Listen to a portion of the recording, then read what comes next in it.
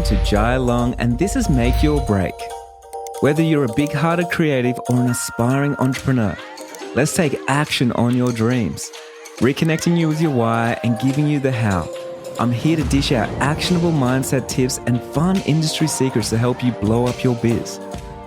From eye-opening reality checks to motivational gold, no two episodes are ever the same. So tune in weekly, skip the FOMO, and let's dive into the deep together. Hey, Make Your Breakers, it's Jai Long here. Welcome back to the show. Hey, a few weeks ago, I actually spoke on a podcast called the Imposter Syndrome Club. Now, a lot of creatives, we struggle with imposter syndrome, and I get asked some really cool questions, and I think there's some good answers. And I really wanted to share this podcast episode with you. One is because the hosts, Jessamy and Alice, they did such a great job. Their podcast is incredible, and I do think you should go over and subscribe to it, especially if you suffer with any type of imposter syndrome, then that podcast is for you. Second reason is I get to share a little bit of my story, a little bit of my background, which many of you have heard, some of you have not, but there's a new twist on a whole lot of things, and I guarantee you're going to walk away feeling inspired, motivated, with a new mindset. So I'm really excited about that.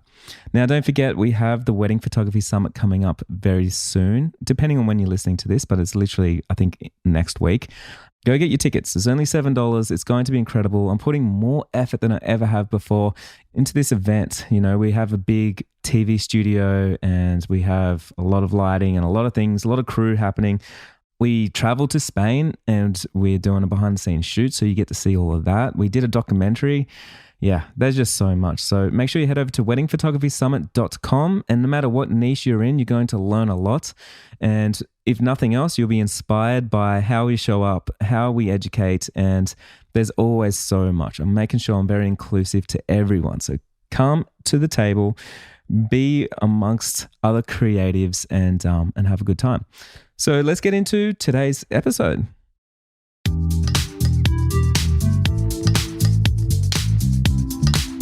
Welcome to the Imposter Syndrome Club. My name is Jessamy G. I'm joined by my beautiful co-host, Miss Alice Edie. Hey, Alice. Hi, Jess. Good to see you. And you. And today we are joined by a special guest, Jai Long. Welcome, Jai. Thanks for having me. It's really a pleasure. Excited to be here. Thank you as well for your incredible patience this morning. So we had a few little hurdles here. We're going to share this, are we? Pod HQ. Just when we nearly got away with it. Yeah. Just when we were nearly pretending we were actual pod professionals. Oh, my God. Yeah, there's some roadworks happening on the street outside this morning, so we had to quickly do a little bit of a move and a shift around. And, so thank you for your well, you know, it's patience. been interesting seeing the behind the scenes on how a real podcast operates. So it's really amazing down here at the HQ. I love that reframe. Thank you. I love, Jai, your voice is like an amazing narration. Like it makes me feel like that. I believe it. When you say it like that, I believe it. I hope so. I believe it. Well, excellent. We've got to that exact point. So, Jai, the way this podcast starts is that we ask our guests to read aloud their own bio. Okay. So would you indulge us, please? Okay, well, let me preface this. I don't actually write the copy on my website. I have a full-time copywriter that sits there and does all this for me. She puts in these amazing words together to make me sound better than I am. So just put that out there. Brilliant. The second thing is I obviously hate reading stuff about myself because I think we all hate that kind of stuff. But here we go. So my name is Jai Long. I'm a high-level business coach for photographers and creative entrepreneurs. You've probably heard about me through my 6-figure business map online course or my Wedding Photography Summit or my Make Your Break chart-topping podcast. When I first started out, I wish I had a mentor to guide me through the highs and lows and keep me accountable, someone to show me the ropes and teach me what works and what doesn't to save me time, energy, money that gets wasted on trial and error. Beyond liberation of financial success, the one thing and I'm most proud of, okay, here we go, I'm learning something new myself. The one thing I'm most proud of is my amazing community that I've created of like-minded community of photographers, creatives who are carving their own path, hundreds of whom, it's actually thousands of whom have successfully built their own 6-figure business and beyond. It's powerfully rewarding to support my community to go through life-changing transformations, overhauling their mindsets and stepping them into their empowered selves. There you go. Wow. So that's pro, isn't it? Hey. So this is interesting. Did you change that to the first person to read it yourself, or that's written in the first person? It's written in first person, yeah. Interesting. So it's written by someone else, but in the first person. Mm-hmm. I like it. That's the opposite. Usually it's written in the third person by the first person. Yeah. I know. No, I just say like it's so much easier just to I mean, Mel, she's worked for me like probably a year and a half now, but she knows me deeply. So she knows how I talk.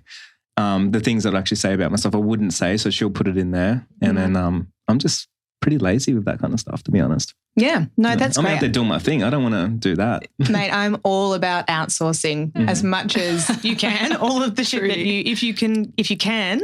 Yeah. Absolutely. Why not do it? Why not do it? Yeah. So there was a lot of stuff in there. You've done a lot of things. Yeah, it's very impressive. You're I mean, there's actually way more stuff than that. This is very, I bet. Yeah, condensed down little thing.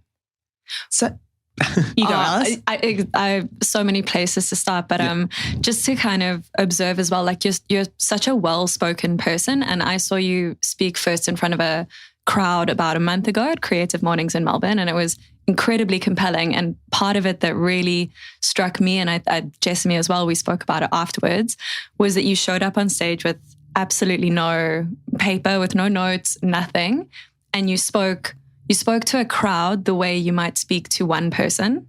It was very real and very intimate, and not at all that kind of like TED Talky vibe that I feel. I mean, not to talk shit on TED Talks, they're amazing, but like there's such a particular way of presenting and storytelling that people have learned within this frame of public speaking, right? And that was not how you spoke. Whoops. No, and I mean that as I truly, I mean that as the utmost compliment. So I guess, is that something that you have always been comfortable with doing? And just also noticing the difference, it felt really different listening to you read your bio. Like it's not natural. It's not, it doesn't seem you, right? So like, can you just sort of Well, it's a funny story. It's a really funny story because I didn't really go to school. I didn't do much schooling. So I never really had to stand up in front of class. And the times I did, I was mortified. And one of the reasons being is because I couldn't really read and write. And I had to learn how to read and write in my late teens and then in my 20s. And then before that, I had to really kind of mask the fact that I just wasn't educated like everybody else. And I did that through, the way that I talk, things like that. I had to change my accent as well, the way that I talk, because I grew up low socioeconomic area. There was a lot of swearing, a lot of slur language. And I think the way I realized really quickly, I actually went and spoke at this event in New York, I think, and I realized people can't understand me. So I need to speak clearly, softly, direct, and not hyphen words and all that kind of stuff. So it's been a really long process to get to this point. I break all the rules all the time. I don't care. And I think for me, that's what makes me me, and I'm really comfortable with myself. So when I do get up on stage and I talk, I know there's so many rules I'm supposed to be doing. There's so many things I'm supposed to be doing. And at the end of the day, when I look around at everybody, I'm like, man, everyone is fucking scared to be up on this stage. I'm scared of it. And so why am I going to pretend I'm anyone else? And, so I stand there and I present as if I just got up from the crowd and I'm speaking to you guys because we're all in here together. And I feel like for me, that's what I want to see in a presenter. How do you think about like how much of this was conscious when you first started, like the first few times you were presenting? Like, did you go into each engagement kind of quite intentional around certain changes you were going to make, or did they evolve over? And how do you think about that beforehand? It's really interesting, but the first thing I think about is how I make people feel. Like that's the first thing. So if I'm standing on stage, before I even get on stage, if I come up and I hug someone or I talk to someone, like even afterwards or something, I'm like, how do I make them feel? And then from there, like failure for me, I mean, I can't fail because unless I give up, but failure for me would be, there is no failure. I mean, failure for me is not being my true self. Like that would be failure. But so like getting up there, and if I can talk to everybody and just present, the fact that I got up and did it, if everyone walked away and said that was horrible, I wouldn't care, because I was like, yeah, but I took the courage to stand on stage. Like I got there and I did something today, And is that something that you've learnt over time to be able to access that part of you that's like, the value is in me getting up there and being Jai, not me getting up there and presenting a perfect talk? I think I see myself as the underdog, the ultimate underdog. Like I'm like, there's no one that's going to help me. There's nothing out there. I see myself so much of an underdog that I've got everything to prove and I've got nothing to lose. And so whenever I get up and do anything, I'm like, well, my biggest asset is me being myself. And as soon as I try and be someone else, then I am an imposter. And it's fucking hard to be someone else or try to live up to someone else. And, people all the time tell me how I can do things better. And I'm like, I know I can. There's so many things. There's a list of things that I could do so much better and it's endless. And I look at them all the time. But I'm here and I'm doing me and that's the best that I can do. And tomorrow I'm going to do better. That's a really interesting balance of things too, I think, right? Because it's holding two things at the same time. One being like, yes, the most important thing is your Jai-ness and being you and being authentic to yourself. But within that, there will always be things that you can improve upon, right? Oh, yeah. So like knowing the difference between what are the things that are worthwhile to spend time looking at improving and what are things that are potentially changing something that's actually just an inherent part of your character and part of your value. Well, here's a random fact. I see myself as an artist before I see myself as a business owner. And I think that's why I'm a good business owner, because you need to be an artist to create an amazing business, right? And everyone sees it's the other way around. And so the way that I look at business is like, I need to be really creative. I've got to be myself. I have to show up as myself. I've got to do all these things.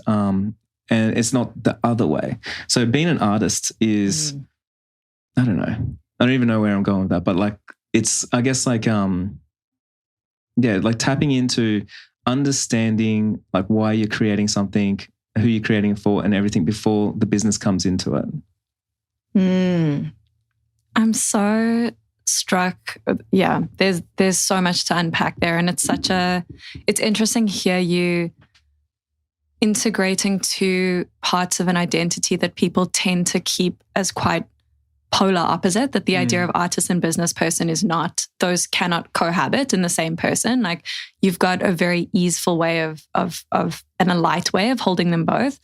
But just to kind of loop back, because I need to, because selfishly, this is amazing what you said to me, was this idea of that for you, you're not an imposter unless you're pretending to be someone else.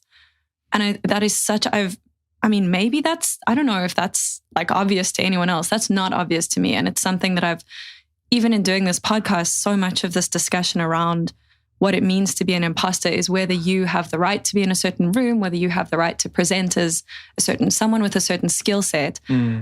But you've really subtly, but very importantly, reframed that. And it's like, your job is to be you, at which point the impostership is being anything other than that. You're already, I love that. It's fucking hard to try and be anything but yourself, isn't it? It just really is. It's exhausting. Yeah. And it's also so fucking wild to me that now at almost 40, I'm like, this is literally something that's just fucking landing with me now. It's like, that feels like that should be a really obvious thing, but it's just not. Or you don't realize you're doing it maybe. I think it's sometimes, and maybe this can tie into your business coaching stuff, with this idea of coaching people, how much is advice and how much is getting people to realize it on their own. But with so many of these realizations, sometimes you have the aha moment and realize that it's just you learning something in your bones that people have told you since you were 4 years old. It'll be like, oh yeah, believe in myself. Fuck. What does that even mean? You've got to earn it. At some point, you go this whole full circle to kind of come back from it. But earlier you were speaking about what sounds like a really, really difficult childhood and upbringing, and the confidence that you found to almost channel that into this, like you were saying, this underdog who's got something to prove. So I'm fucking showing up and I'm doing the thing. How was that feisty fire, that the little fighter, was that in there since you were a kid? How was that? I think so. It's something that's been hard to deal with because it was not an asset when I was younger. I was very much, I was fiery and I thought my was the right way. I had attitude. So it took me a while to sort of harness the power and realize it's actually an asset. Like you need to have that unveiling like confidence in yourself where no matter where I go, I understand my abilities. And that's really important because a lot of people say fake it till you make it, but it's not true. It's not about faking it. It's like understanding how resourceful you are.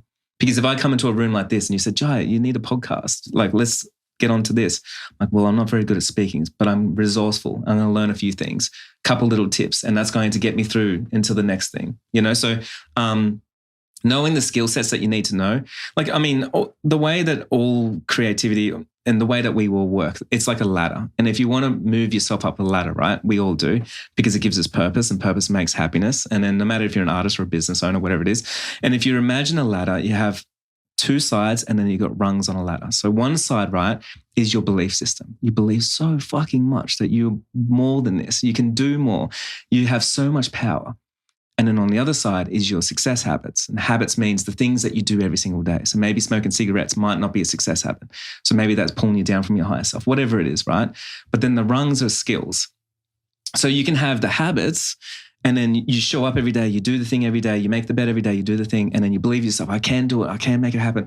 But a lot of us, we don't have the skill set. So each rung is a new skill set. And when you finally learn a new skill set, you can move up a tiny bit. And it means you can also move down and you feel free because you can move around. Some people, they hit instant success because they believe in themselves and they got those habits. They don't have the skills and then they get stuck on it because they can't move up or down. And then, you know, there's no foundations there. Or on the other side, you can have all the skills in the world. If you don't believe in yourself and you don't have the habits, or if you don't have the habits, doesn't matter if you believe in yourself and you got the skills, you're just not going to get there. So you need this triangle to be able to move yourself up. And so I love to pull things where it's like, you know, a lot of times we just imagine like, oh, I don't know how it all works, but then quantifying it so it's like easy to understand. It's like easy maths now. It's like 1 + 1 + 1 is going to equal your success. Yeah. And then it feels like an actual manageable game plan almost, you know? And then there's a reason too. If someone says like, believe in yourself, it's like, well, there's a reason for that because if you don't have the skills and all the other things, like it doesn't matter, right? And so if we're looking at those, so habits and belief, thank you. It's mindset and belief as the two sort of sides of the ladder. But you also need to build those, right? Like that's... Oh, yeah, absolutely. They're almost the hardest. Like the skills won't even sit on anything unless you got those two. Exactly. And skills feels like there are models available to do that. Like you can the easy go bit. Do a short course or what, you know, like they're more easily identifiable. So how, like particularly around the belief stuff, because I imagine rather than, so like habits, again, like that's harder because you need to ingrain it, but also there are lots of like tools and things available that can help you kind of work that out. But the belief side it's less about building it and more about tapping into what's already there or something. It might not be there. Yeah, okay. You know, like it's all your mindset and it takes a long time. Everyone's at it's almost like everyone's at like a different work level, right? And so you can usually identify someone straight away by the way that they talk to you or they hold themselves or something on how much they even believe in themselves. Because if someone walks in, they got full confidence, they can like capture a whole room because it's like, man, they believe in themselves. I want to know what's going on over there. And I'm drawn to them like a magnet. Where like if you don't have that and you walk in the room, you're trying to bring people down, a lot of times something like that comes from insecurity. You do that because you're trying to pull away attention from yourself and put it onto someone else because you don't believe in yourself, right? And so even all those tiny little things, usually even when I work with someone, straight away in the first conversation, man, like to do a mentoring session with someone, 2 minutes I need to have a conversation with them. And I can see where they're at, the block that they're having, and it's never skills.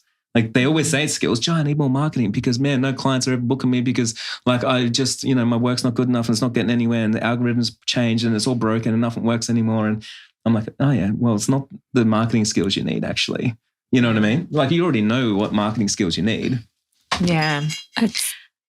It's so hard. Just wax my head.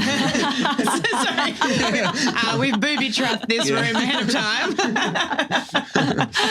It's just really helpful having an image for it as well. Like to be able to see a thing. Like I find with my brain, like I cannot think a thing that I can't see.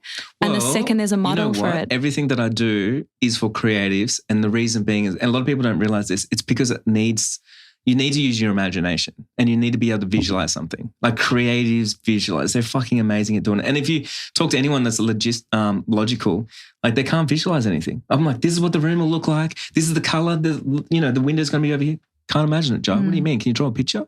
What do you mean can't imagine it? Use your imagination, So creatives, though, they have the superpower of being able to imagine their future or imagine what it'll be like to hold an exhibition. Imagine what it'll be like if I make that piece of art that I was talking about or launching that podcast or making something. And because they have that imagination, it's really easy to go towards that. It's not about outsourcing, it's insourcing, it's in your brain, where it's really hard if you're logical to outsource that, the vision of your world. Impossible. So that's sort of coming back to the like the creativity is actually making the business part easier in a lot of ways, where we're told that they're like separate, and because you're good at that, you're not ever going to be good at that because you need to be the numbers guy or the marketing guy or whatever. Creatives, man, like they can be the best in business. There is no reason why an artist has to struggle. They have all the skills that they need. They have everything. The only thing they don't have is confidence, because so many people told them that you can't make money from art. Yeah. You can't, there's so many blocks there. They get so many no's and they don't have, I guess like the confidence in themselves or the belief in themselves that they can get past that. Because I got all the no's, but I just told those people to fuck off, and like they tell me no. I'm like, well, who the fuck are you to tell me no? Like you haven't done it. So don't tell me something, because, when someone tells you, I'm writing a book right now and people say, Jai, it's so hard to write a book. I'm like, you haven't written one. Like, do you know? Thanks for the feedback. No one reads books anymore. What? I read them all the time, you just got to pick and choose where you're getting that from, because it affects your confidence. And also, and this is more of a side note, but I just think it's interesting, people measure the value of things in metrics that relate to their own life. And even just the comment like people don't read books anymore is firstly just patently incorrect. But even that aside, it's like that views the only value of you writing a book as people reading it. And it's like, maybe that's not what's valuable for you. Maybe for you, after how many years working in this space, it's the exercise of condensing that. I know. And the way that my brain thinks is when someone says like people don't read any books anymore, I'm like, the right people are reading my book. You know what I mean? Like people are going to read my book. Yeah. I don't know about your book. You haven't even written one. No one reads it, obviously. People are going to read my book. I think that truly does just speak more to that person than anything. Which I suppose is most feedback, right? Yeah. So, Jai, can you tell us a little bit about your journey? Because I know did you start as a wedding photographer, or was that somewhere a bit further along? That was much further along, yeah. Okay. Yeah. All right, well, let's back it right up. Yeah. And give us the start of the... Well, okay, so I finished school when I was like 15. Yeah. And I actually started a cafe. I wanted to really help my dad with a cafe. This is like, if I can digress here and tell a bit of a story. Please, absolutely. So I think this is a good story because it brings me back to a space. And it also really shows like where business sort of starts. When I started, I finished my apprenticeship when I was 19, 20 years old. So I started really early and I was a full qualified electrician. And then I said to my partner that I wanted to one day run a cafe because I think that'd be really fun. And at the time, my dad was in rehab and he was also homeless and stuff. And there was just a lot going on there. And I was really trying to rack my brains on like, how could I get my dad some purpose? And I was like, work gives him purpose. So for me, I was like, I need to get him a job, get him out of rehab. So I went around Yellow Pages and I was just cold calling, ringing, trying to get him a job. And I remember just like, I was borrowing money, 50 cents. Actually, back then it was 20 cents for a phone call, like over and over and over. And I couldn't get anything. And I was like, why? And, I'm low socioeconomic. I don't understand how the world works. All I know is like, why is there all these gatekeepers why did they make the rules? This is what I thought. And so I was like, wait a second, the rule makers are the employers. So I need to be an employer. I need to be a boss, because if I'm a boss, then I can employ my dad, And so that was literally the logic of my first business. So then I went into it. We found a space, got all my friends together. We renovated. I sold my car, got all my savings, put everything into it. We renovated for like 6 months. And then we had this big grand opening and stuff. And then unfortunately, my dad passed away about a week before we actually opened the doors. So it was really hard. And then I didn't know business because I was a 19-year-old kid trying to run this giant cafe that could sit like 350 people and it had staff everywhere. And my logic and my brain, because I'm really creative, is just, okay, as long as a coffee only costs me like $1 to make and I'm selling them for $3.50, then I can pay for everything. right? So the more coffees I sell, the more successful I'm going to be. And so that's how my brain works. Unfortunately, there is a few more things in business that I just didn't realize. And it took me 12 months until my partner was like, you have to close the doors. We're working 80 hours a week and you're just killing yourself. And I went and got another job, and then I was putting money back in the till on the weekend, and I'd work all weekend, and I'd get up and, do it all over again. And it was the hardest year of my life, and also grieving and everything. Yeah. And then I remember I closed the doors, and I was living in the cafe at the time with my partner because we just couldn't afford rent or anything. And my friend gave me this old broken up Tarago that he was going to take to the tip. And we took that, and I remember I closed the doors. I had to let go of all the money, had to let go of everything, and I just lost, and I had to go for bankruptcy. And then I drove out to the headland. I remember I was like, I woke up in the morning because I was sleeping in the back of the car, and I was watching the sunrise on the east coast of Australia. It's like up over the ocean. I was watching the sunrise, and the windows cracked a little bit. The air's coming in, and I just remember I had this feeling of fuck, man, no matter where I am in my life, this is the lowest point that I'll ever be. And it's also my happiest point because I'm free and I've got everything in front of me and nothing behind me, So for me, it was a really one of these moments that just changed my life. And then I probably sat in it for half an hour, and then I just made a new plan of how was I going to dominate the world again. And so I did that. So for me, I think, and then I went back into electrical work. I went to the mines, and I started an electrical company. And then eventually I made a bunch of money, and I realized money wasn't the thing that got me happiness. And then I wanted to be a photographer. So I quit one day out of nowhere, didn't know how to use my camera or anything. And I just told the world I was going to be a wedding photographer. Yeah. There's so many questions I would like to ask out of that. It feels, so many people put off doing things because they have a fear of failing or a fear of succeeding. And Totally. It feels like you don't really have either of those things, which is pretty fucking special. And to be able to recognize, even at the time, that, okay, this is the lowest point, but also the most liberating. I feel like that's something that is often really easy to see in hindsight, but very hard to see at the time while you're in it.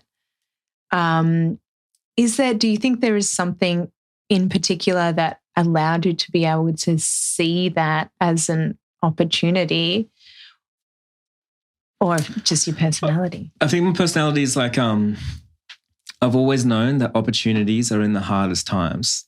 If anything gets hard, there's always opportunities. My brain's wired like that. That's why I can make money and do things, because history shows us that more billionaires and millionaires are made during recessions, wars, COVID, anything else.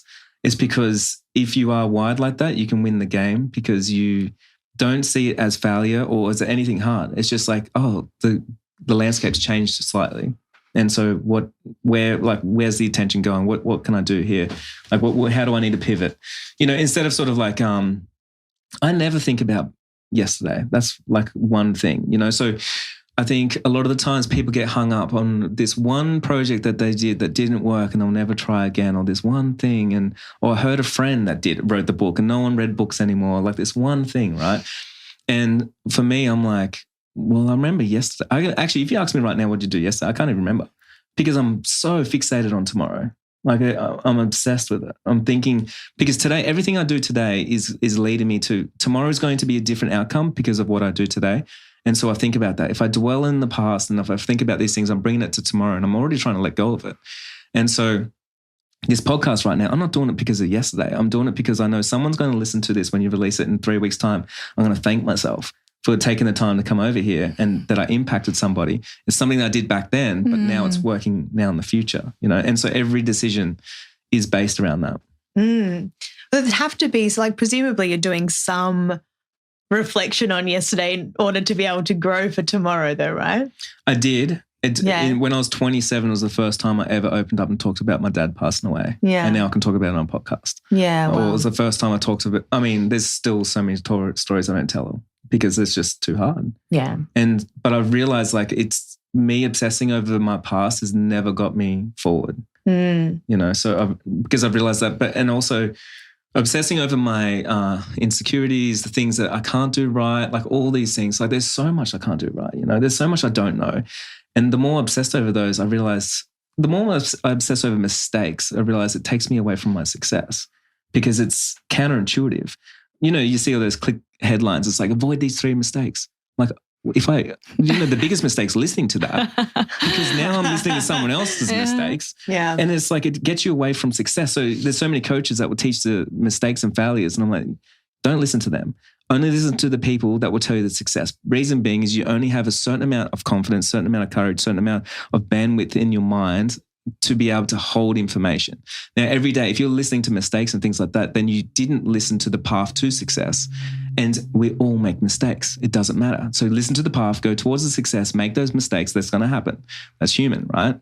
And so if we move that way, we can really easily move forward through any project or anything that we do in life. Who are you? It's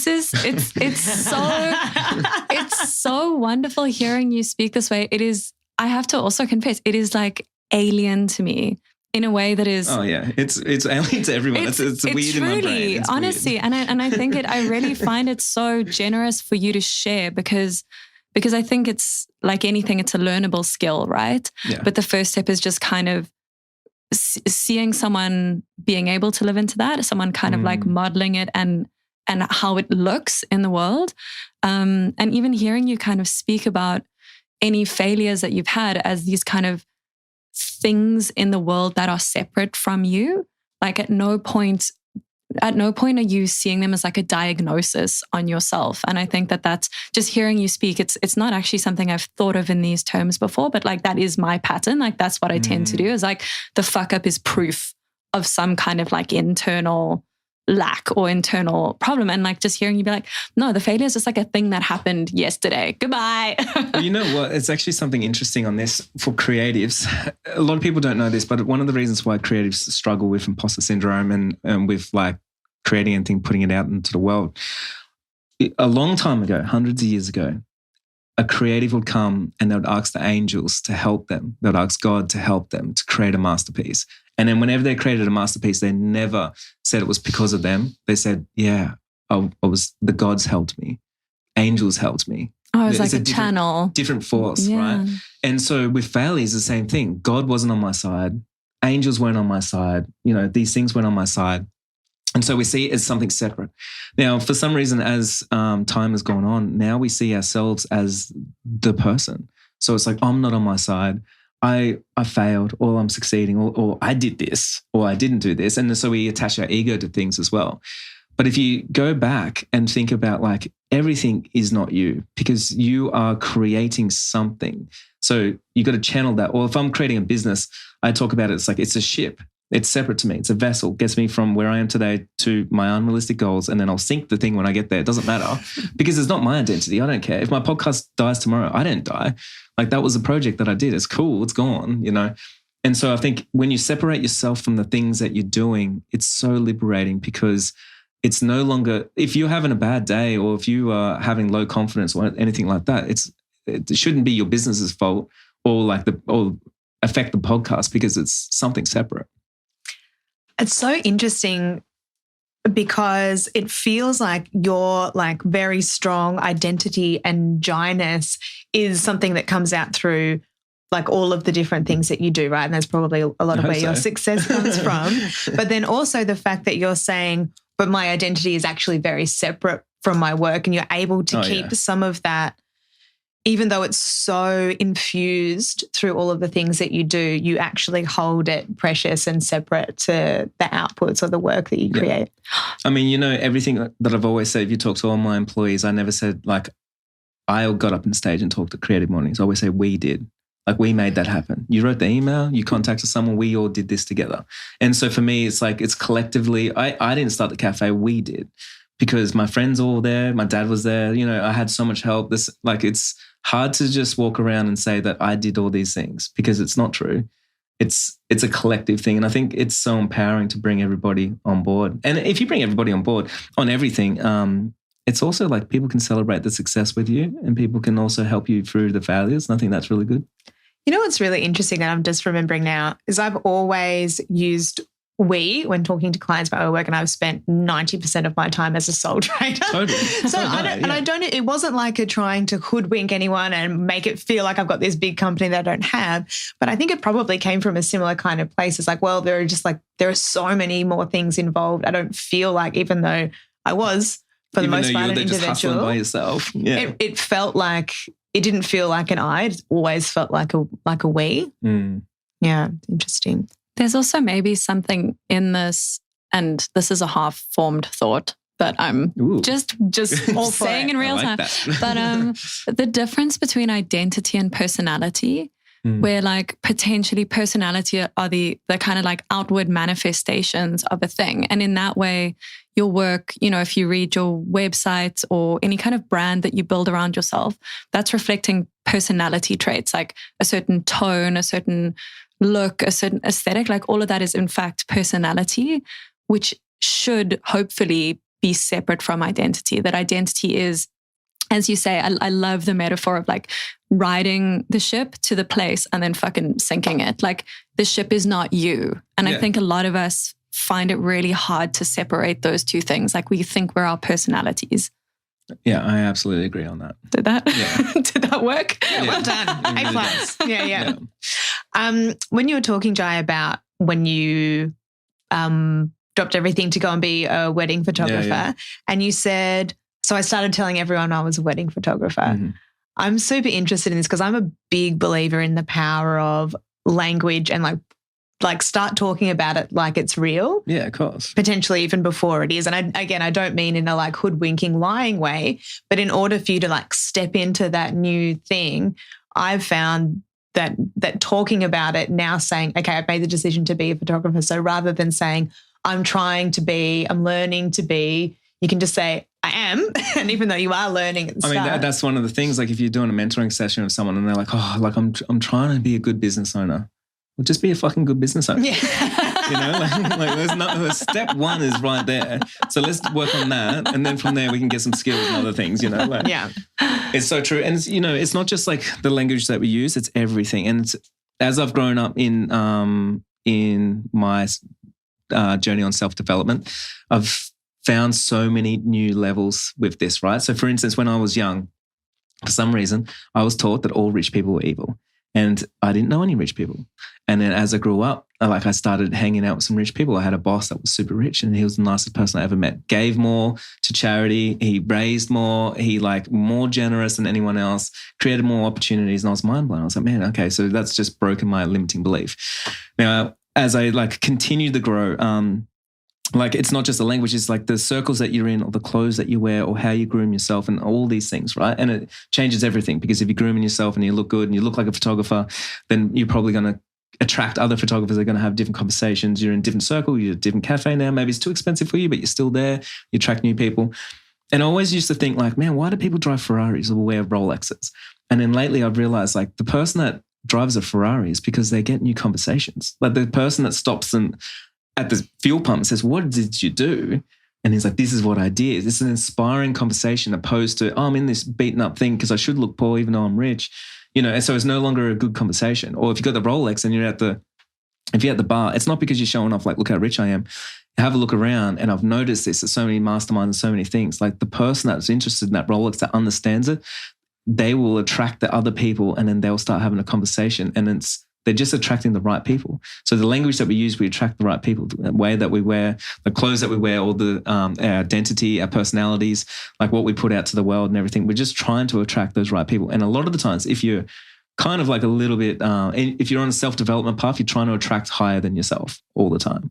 It's scary, but you're trying to attract the bigger podcaster or the bigger artist, the person that did the bigger concert or something, because fuck, that's scary. That's fun. How do I get on that radar?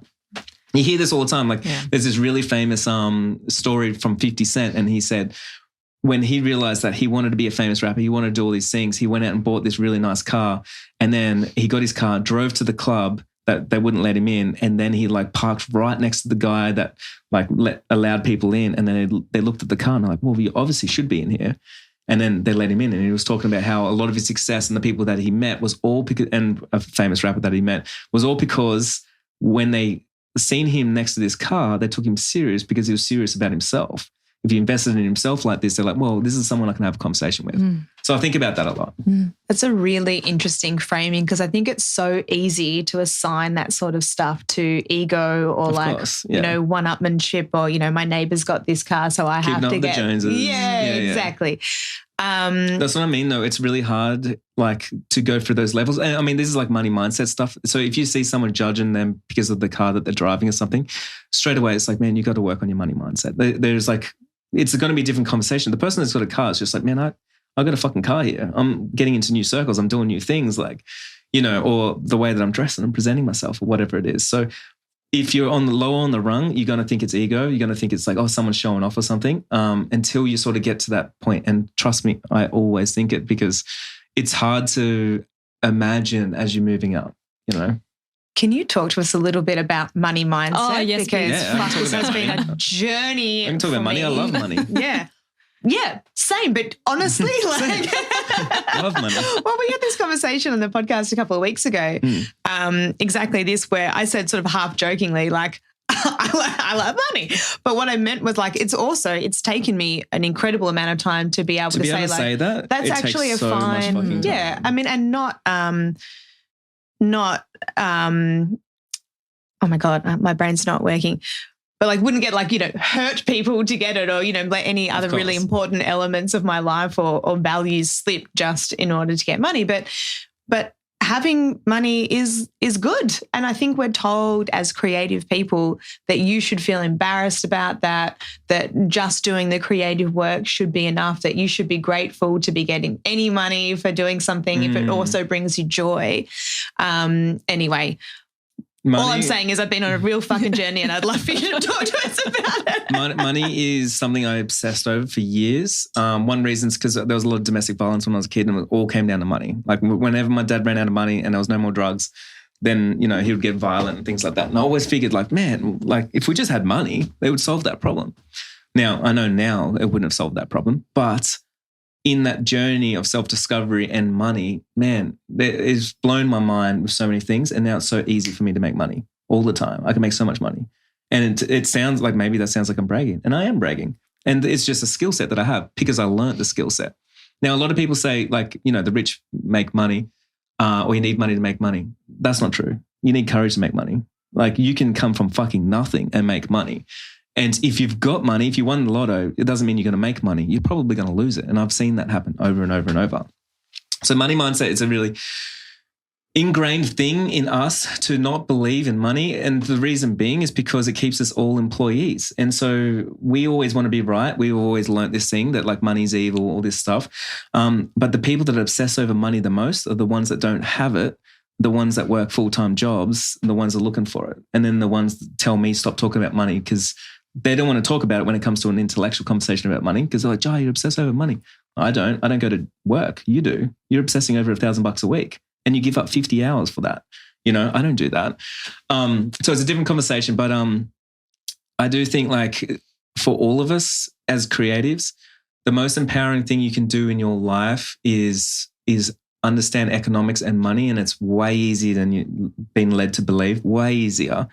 The first time that I fully wanted to understand it is when I was an electrician. I was making, you know, over 100,000 a year and I just moved to Melbourne and my boss was paying for my rent. And I was like, why is everyone in here rich and I'm not, even though I earn the same amount of money as they do? And I just didn't understand because I wasn't holding the money or investing it or keeping it or multiplying it. And so I learned how to hold, invest, multiply, give. And when I learned all those things, it doesn't matter how much money that you actually make, like anyone can have a lot of money. And that's the thing that like blew my mind. It's freeing and liberating. And it's there for, like people say like the rich people don't pay tax, all this kind of stuff. It's not true. It's like the intelligent people that have the conversations don't pay tax. Like all these things, like we're so led to believe that it's not for us. So we label it as the rich people, the advantaged, the privileged, all these things. But really like when you take off that label, you will never be rich or you never be privileged or you never be have that status because you identified yourself as not being one of those people. So the second that you identify yourself as like allowing money into your life, like it changes everything.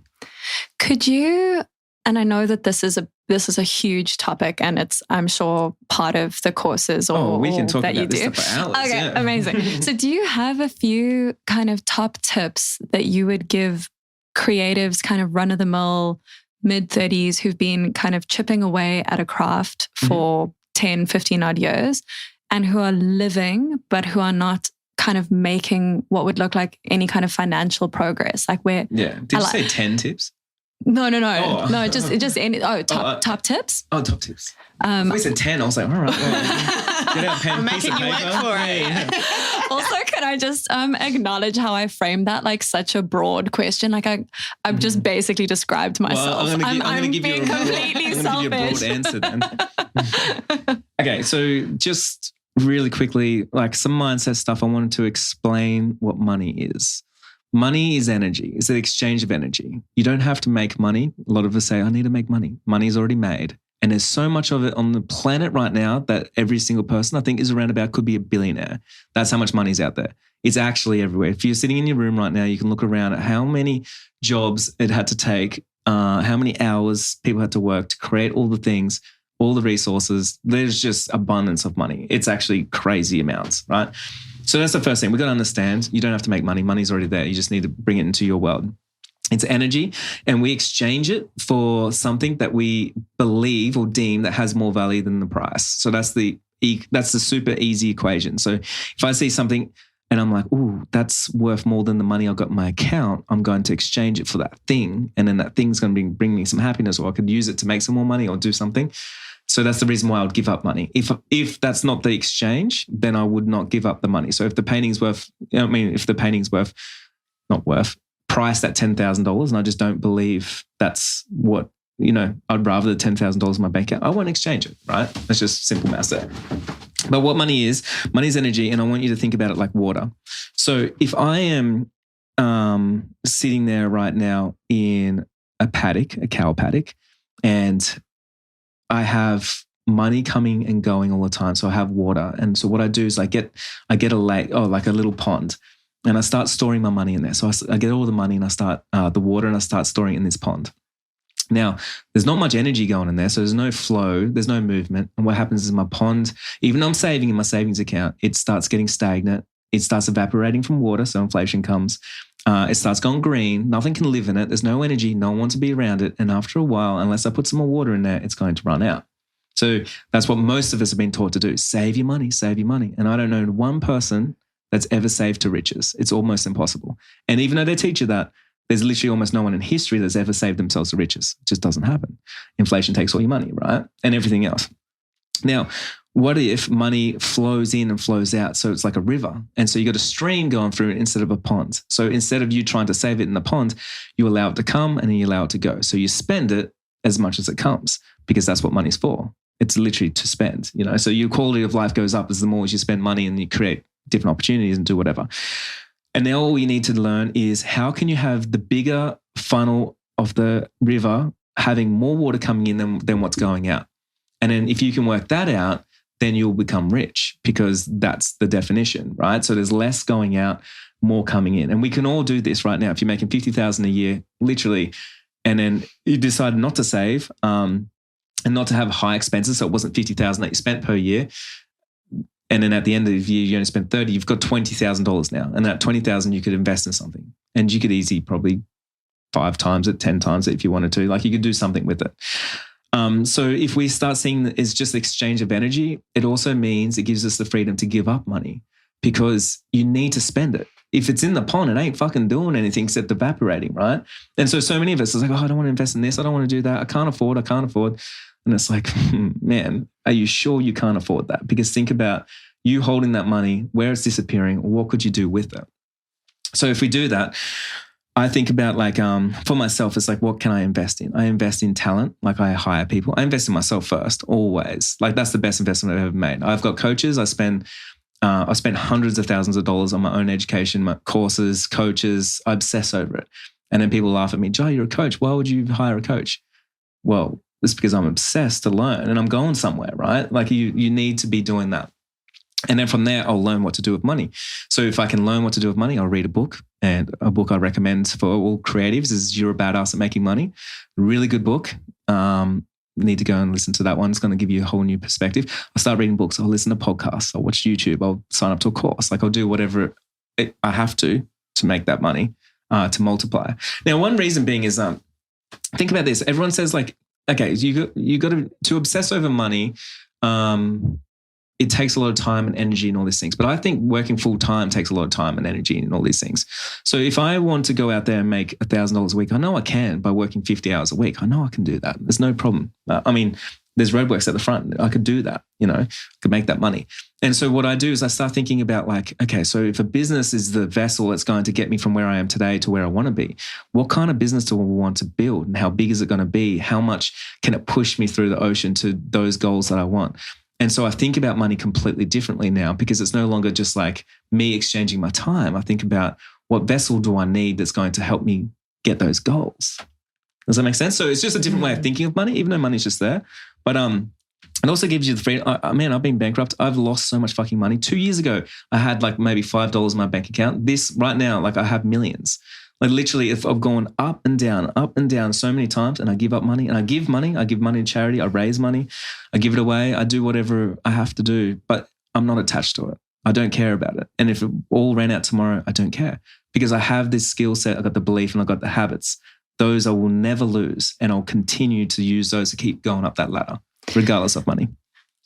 So with thinking about money like the boat, like the vessel, and again, I love that because that will affect, like where you want to go will change the boat that you build. Yes. Like, do you need a massive cruise liner? Do you need something that can smash through ice? Yes. Do you need something? Not many people know that. It's good that you picked up on that analogy. Like, yeah. And I like something needs Can I give sails. you just a quick little one on that one? It doesn't matter how hard you row on the boat if you're rowing on the wrong boat. Yeah. Okay. So this then kind of opens the next question is how do you think about where your ship is heading or your boat or kind of, because I would imagine it's really hard not to get, like if I had a boat, right?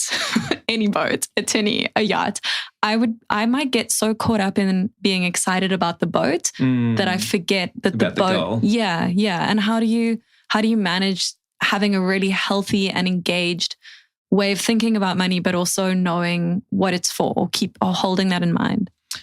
Yeah, like, I mean, okay, so the boat, we all, there's two things that we're trying to do. We're trying to get away from something or we're trying to get towards something. So we're all motivated by two different things, right? So one could be motivated like, fuck that, I don't want to be poor anymore. I don't want to live on my friend's couch anymore. I don't want this, or I don't want that. So then you're motivated to move somewhere.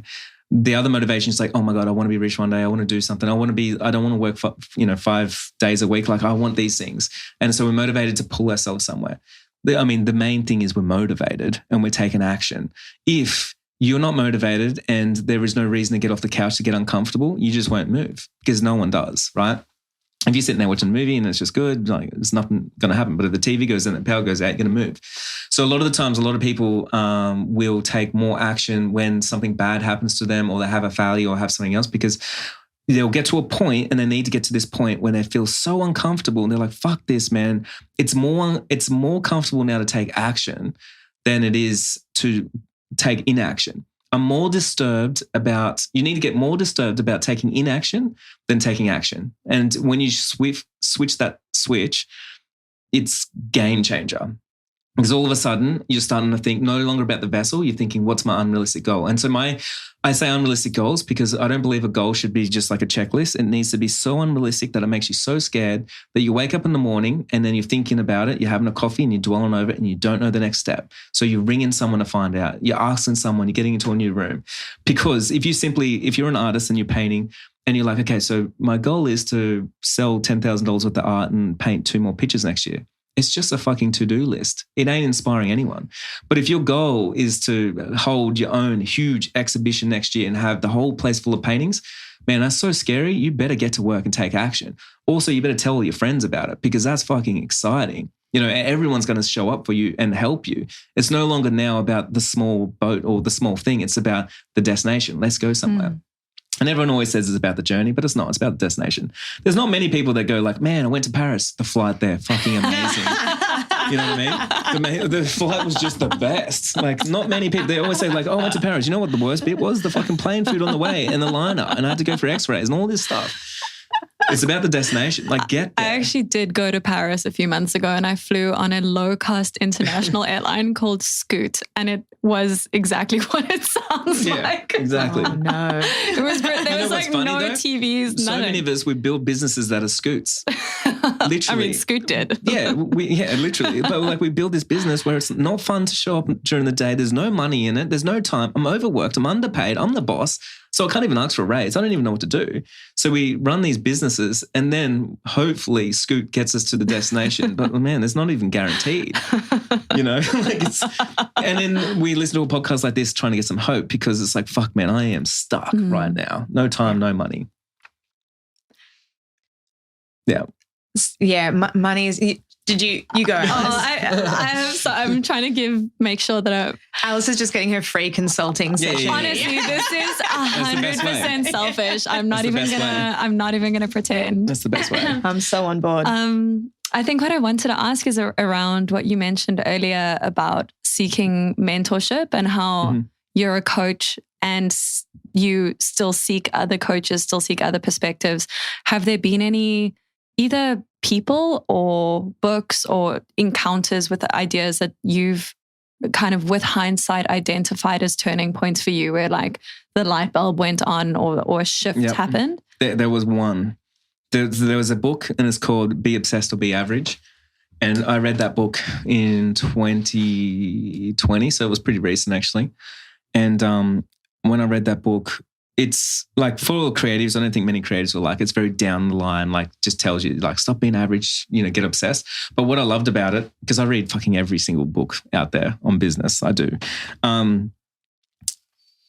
It gave me the realization and the courage to be obsessed.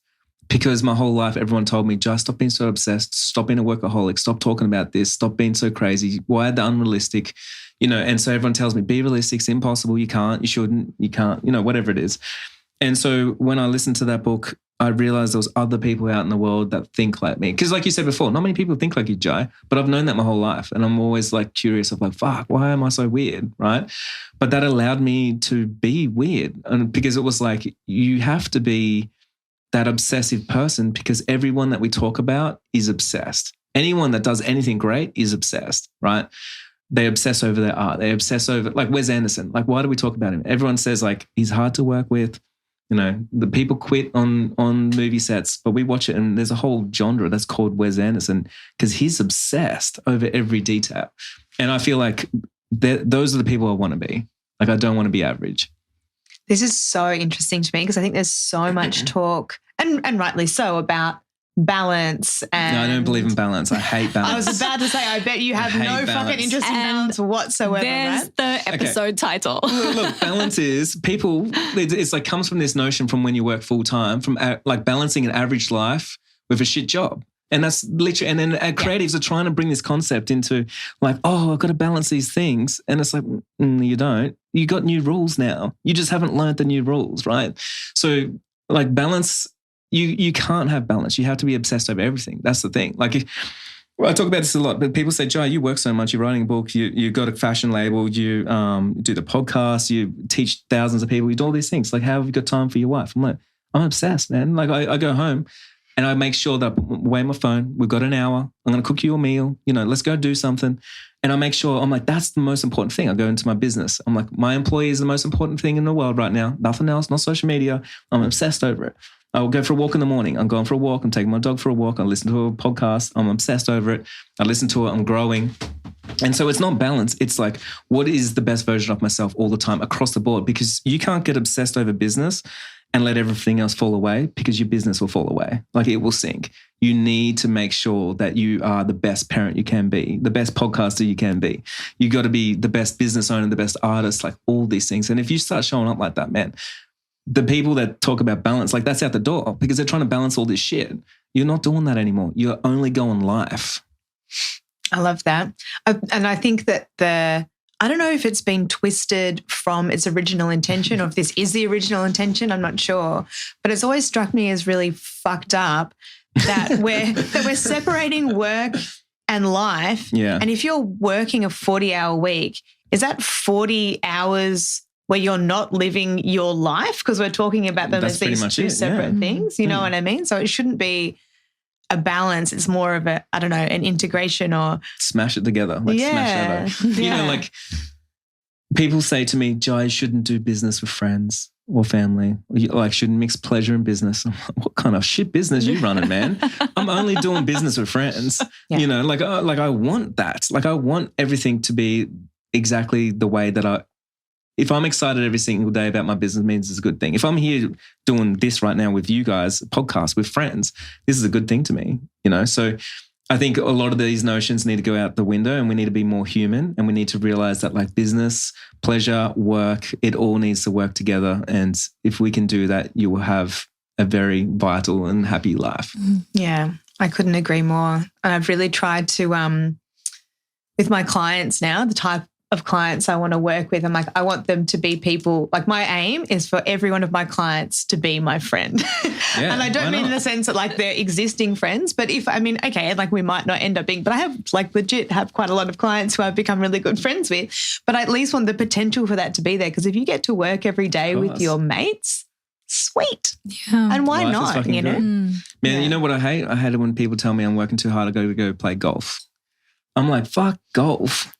Like, what a shit life, man. Like, you know, I would rather be hustling, like doing another podcast, talking to another person, making a new opportunity, because I produce, and producers, like, my happiness comes from producing, you know? So if I'm producing more, then the happier I am. If I'm playing golf, it takes me away from my purpose, which is producing. Isn't golf where all the rich guys hang out with each other though?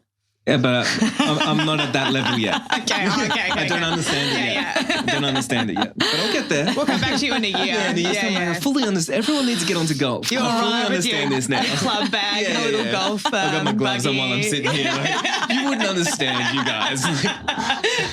You're going to make $10 million and then get golf going. Yeah. He's at golf level now. Yeah, it's a whole new level. And then after that, I guess it's just like you have to fly to space. That'll be just the new thing. Oh, you have to fly to space. Build a rocket. Yeah, you must go. I don't know. Yeah, no one else understands. We summer on Mars. Yeah. Quick vacay to Mars. I'm still on Scoot Airlines. Yeah, struggling. Watching a movie on my phone. Oh, man. Oh, dear. Well, we're probably coming close to the end, which... Cutting me off. No, well, I mean, I get how much time do you got? Jessamy's got it was the golf, I'll be honest. Yeah. She's like, look, I can't You said the G word and you're fucking out. Yeah. That's the first time that was mentioned on the podcast. Weirdly, it's actually not the first time. Have we spoken about golf before? Imagine if someone's like, talks about how much they love golf and then I just got on here and just ripped it. Yeah, fucking idiot. Yeah. Multiple times golf has come up on this podcast, which is so strange. Are we obsessed with golf? Should we be having a golf party? Are we a golf group now? We're a golf podcast with a slight creative business inflection. Well, as we're golfing, we're going to draw pictures of where the ball's going to land. There is still so many. I feel like, and it's always the best feeling to know that there is so much more. I feel like at every point in this conversation, there's like a node that we could have dived down into and found like a whole other labyrinth of thinking. And I love the way you think. I also love the way you think in pictures and out loud. And kind of to that point, or you mentioned earlier with the ladder or with the ship, these really strong metaphors that are kind of deceptively simple, and they're able to contain an idea, but they're also really rich because it contains the top level of the idea, but it's unpackable and you can kind of extrapolate, and it's really helpful to think. And I assume that this must come into the fact that you work as a business coach and you've learned and developed really powerful tools to get ideas from your head into other people's brains, right? Yep. So can you talk a little bit about your role coaching and also how you think about sharing these ideas with other people? Because I would imagine, and this is completely projecting, but having a very kind of, excuse me, very general picture of your upbringing, that there would be so much space within that. Like, I think that could have engendered so much scarcity in your thinking, right? Like, you've worked so fucking hard to kind of get yourself to where you are now, but you're not building walls around that. Like, you're kind of doing the exact opposite. So yeah, could you just chat about how you think about that? I love all this. I love this question. You know, one thing I've always known is like success as a resource is infinite. And so many people think it's for me. If someone else is a successful artist in my town, then there's not enough success to go around. And that blows my mind. I'm like, what? Why is this such a scarce resource, man? Like, literally, you can keep producing and you can keep producing more success. And the success that you have now, it could be trumped by creating more success by doing more things. And I think that's amazing. We produce our own success, right? And it's in our minds. We can work out what success is to us. As a coach, it's really interesting because I'm not like formally trained in anything. And I realized I only have one role, and that's really to listen, really. I think so many coaches are trying to flex that they're smart and that they're popular on Instagram and all these things. And it's like, all that's BS, man, because it's never about me as a coach. Like, there's nothing about me as a coach. It's about me having empathy and understanding where someone's at, and then having the epiphany of like, oh, I remember when I was there. Here's what I did. I think that's most important. The other thing is like, someone asked me not long ago, it's like, Jai, like, obviously you don't want to talk about your failures on here because some like potential clients might be listening and they don't want to work with someone that's failed. And I'm like, it's interesting that you say that because I mean, that's your mindset and where you're at or whatever. But for me, it's like, man, I'm failing all the time. Like every day I fail. Every day. There's always shit going on, you know. Make all the mistakes all the time. They're like, well, how do you teach when there's mistakes? I'm like, well, it's my mistake and that's my thing. But everyone is doing something different. Not everyone's going to do what I'm doing. And we're all going to make mistakes because it's a really important part of learning and the journey and everything else. But if I listen to someone will tell me exactly what is the block. And then for me, what I do is I ask them, what do you need right now? Do you need comfort? Do you need hard love? Do you need someone to listen to? Do you need a strategy? Do you need skills? Do you need habits? Do you need the belief? Right? So I ask them the questions. So then I give them the space instead of me just going like, this is what you got to do. This is how you make $1 million. Because it just falls on deaf ears. Like I can teach anyone right now how to do anything that I know, but it will fall on deaf ears until they're in the right space. So then they'll come to me, actually, Jai, to be honest, I just paid for a session because I wanted to bounce these ideas off you and just to see how you react to them. Okay, well, go ahead, talk. And I'll listen to the ideas. And that's the session because that's what they wanted, right?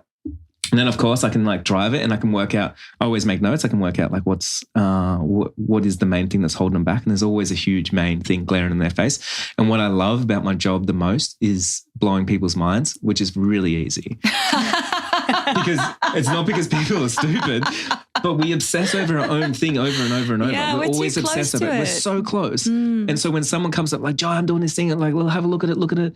And then I'm like, man, because I'm not in your space, I'm not in your industry, I'm not anything. Like I'm looking at that problem that's right in front of you. Have you thought about this? And then they're like, oh my God, I've never seen it. And then they'll call me up, Jai, I just made an extra 20 grand because of that one thing. I'm like, I know. You know, it doesn't take much. Like the old saying says, like if you were on Scoot going to France, right, if the flight path was out by 1%, you'd be roughly around 900 kilometers away from your destination. And so in our business, we always think it needs to be some fucking crazy strategy to get us so successful when it's not. It's the smallest little thing, adjustment that is in your business right now that you've overlooked that will double your income. And we can do that over and over and over until you'll stop believing in yourself and you don't think it can ever work anymore. But it can, just keep doing it, you know? So I think that's just like a really interesting way of like being a coach, which I think is very different to most people. And I think everyone's right. There's no one that's wrong. And I don't know what I'm doing. So that's a thing. But yeah, I think as a career now, because I've been full-time as a coach for 1 year now, I've got 22,000 clients. So that's pretty fucking amazing. Oh my God. Yeah, I'm really good at marketing. Congratulations. That's awesome. Yeah. It's pretty humbling because I see the results. Like I see, you know, I work with someone, she's like, I'm a single mom, I'm struggling, all this kind of stuff. And then I see someone and she would be like, I'm out of debt and I just bought a car in cash. I know there's all monetary stuff and it shouldn't excite me that much. But for me to see someone actually believe in themselves enough and to take that step. Like I see it as life-changing, and then it's nothing to do with me because I didn't know what I was doing. I'm just on the thing listening, you know, so it's them and their success and their journey, and I was just part of the process, and I think that's really cool. Yeah. Incredible, Jai. Yeah. Well, we should, that's a nice note to leave. Wrap up. Thank you so much for your incredible generosity. I feel like we could do this for hours and hours and hours, but we probably can't afford you for that long. I'm not getting paid. Didn't even know. Oh, by that long, I mean at all. But Jai, where can people find you? Easiest way is go listen to my podcast called Make Your Break. If you go listen to my podcast, I'm always sharing tips and tricks, and next year I'm going to do season 2, and it's going to be more geared towards like all niches in creativity, and I think it's going to dive in deeper. But yeah, it's really fun. I share all the things. I share all the real low points and the real high points and behind the scenes, so there's no secrets, and I think that's the best place, really. Awesome. Make your break. Make your break. Amazing. Jai, thank you so much. It's been such a pleasure. Thank you. Thanks for having me. Thanks, guys. All right. See you next week. Bye. Bye-bye. Thank you for listening to the Imposter Syndrome Club. Please follow us wherever you find your podcasts. And if you're feeling extra kind, rate and review. Or if you got any insights or value from this, share with a friend. You can also find us on Instagram at ImposterPod or online at impostersyndromeclub.com.